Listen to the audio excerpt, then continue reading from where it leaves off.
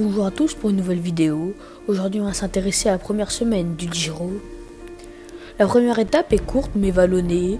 À 30 km de l'arrivée, l'UAE accélère et font exploser le peloton.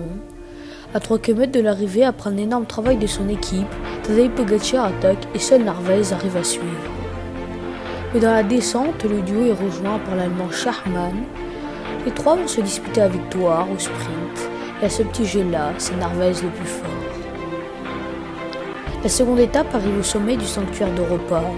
À 11 km de l'arrivée, Pogačar crève et tombe, mais il revient dans le peloton.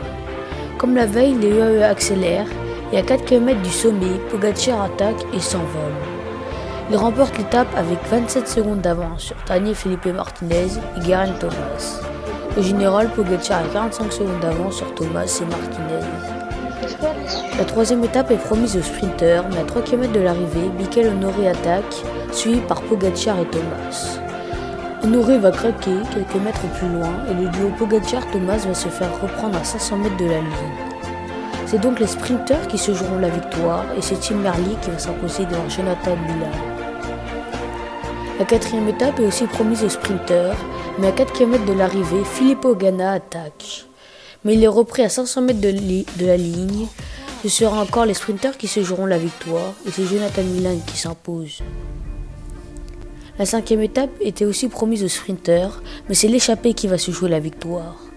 À 500 mètres de l'arrivée, Petrobon attaque. Il prend 10 mètres d'avance sur les trois autres, mais Benjamin Thomas le reprend à 50 mètres de la ligne. Le Français s'impose devant Michael Valgren. La sixième étape est assez piégeuse car elle comporte 3 secteurs chemins. L'échappée va se jouer la victoire et c'est Pelayo Sanchez qui s'impose devant Julien Alaphilippe.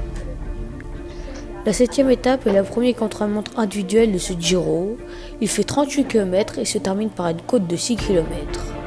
Et à ce jeu, le meilleur est Tadej Pogačar qui s'impose avec 17 secondes d'avance devant Filippo Ganna.